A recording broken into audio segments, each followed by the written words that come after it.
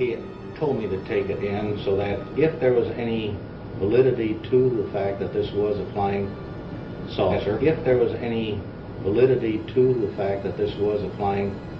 saucer, Meet Lieutenant Walter Haut. A first lieutenant at the time, he was Roswell's public information officer in July 1947.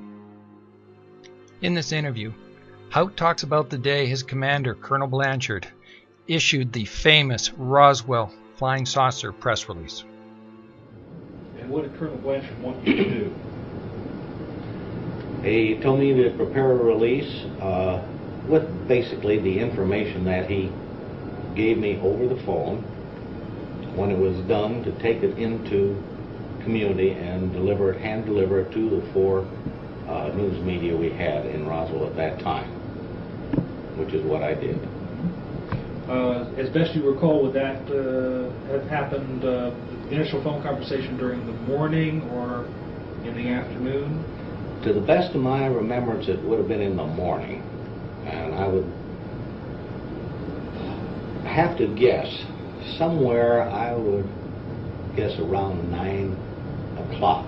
The only reason I come up with that figure is that had to be done and gotten into town so that it would have gone to the record in time for them to set it and to have gone ahead and run it in that day's evening paper. And would you know what day this happened?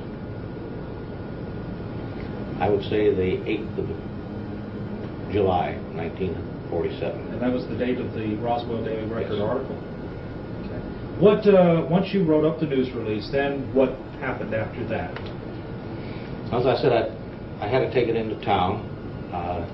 He told me to take it in so that if there was any validity to the fact that this was a flying saucer, and information got out to other news media other than our own, he felt that he wanted our people there in Roswell to have had first crack at it. Didn't want them to feel that he had given the information out to someone who got it to the press services outside of Roswell.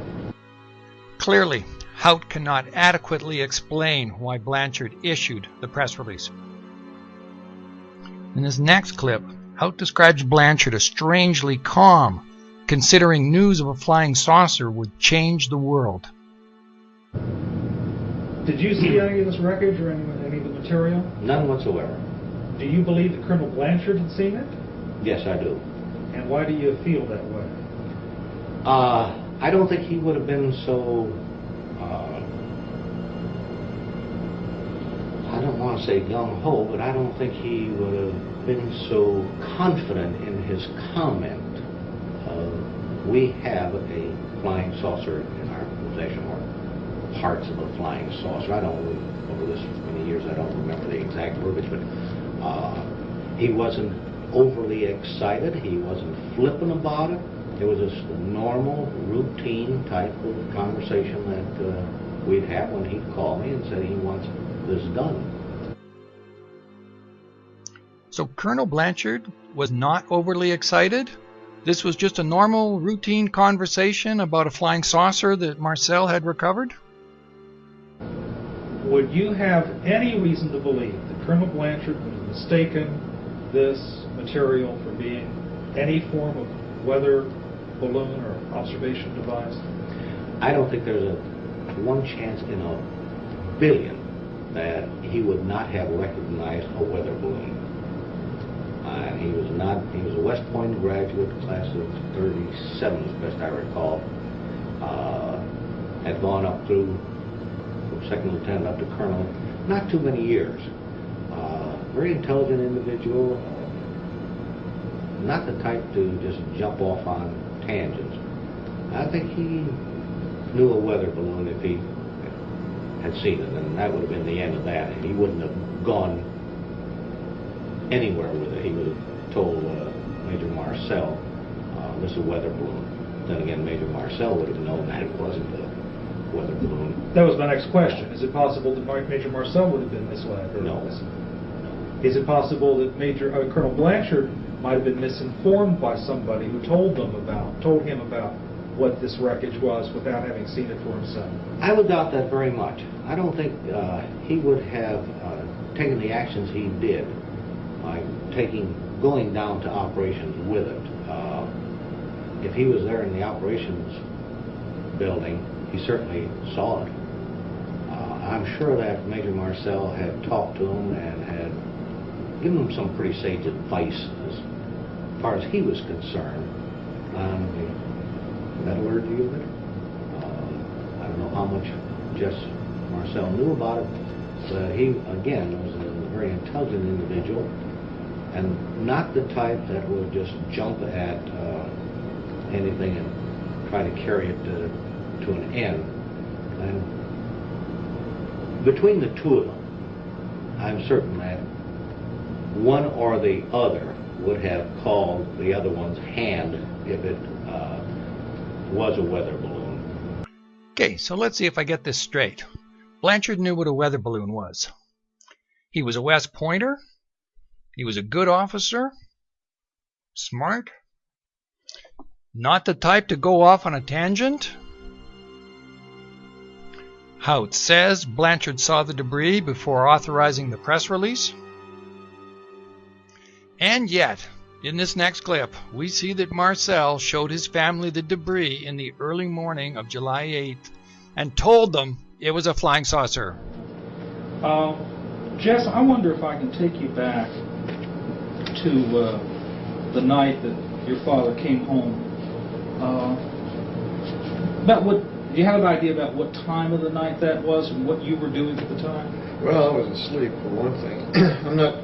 I want to say it was very early hours. It was either very late in the evening or very early in the morning when he came back in. And I had awakened both myself and my mother. And why did he wake you both up? He had something he wanted to show us. This apparently was some debris or something he brought in from the field at that time, and I understand he was on his way to the air base to deliver this, but he felt that this was unusual enough that he wanted us to see it first before he delivered it to its proper destination. And what happened? What happened after he woke you up? Well, he was, as I recall, very excited, and again he said, "I want to show you something," and so I got my house coat on, as did my mother, and he had gone out to the car and brought back in some metallic debris. I believe it was in a box. I don't recall whether I walked outside with him or not, but he made it seem like the 1942 Buick we had was loaded with the stuff in the back seat and in the trunk area. At any rate, he brought the material in and spread it on the kitchen floor, and in an effort to try to piece it together like a jigsaw puzzle to get some idea of the form of this, but unfortunately there was too much of it, too finely divided to do that. How old were you at the time? 11. And when he spread all this material out on the floor, what was your impression about what this material was like? How would you describe it? Well, initially just looking at it, well, what's this all about? You know, sleepy. But then when you get down and looking at it, it was the unusual character of the debris, and I want to say that he said something like this is from a flying saucer, but I'm not sure that he said that, but the meaning was clear that this is something very special, and he wanted us to look at it. And what's your recollection? Next we hear from Jesse Marcel Sr. himself. Was waiting for him, but he was told not to say anything by his commander, General Ramey.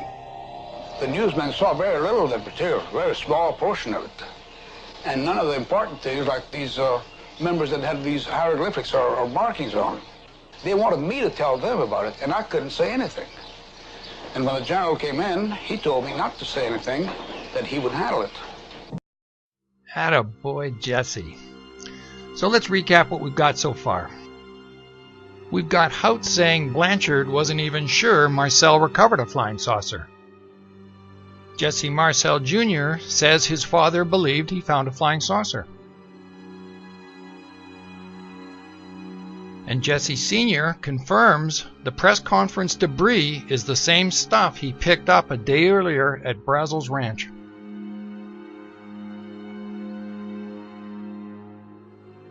Consequently, I believe the only conclusion is that Blanchard knowingly lied about his flying saucer. As for Jesse Marcel Sr., the photos from the press conference clearly show either a weather balloon or a Project Mogul balloon. And that, my friends, is why Major Marcel did not recover a flying saucer in July 1947.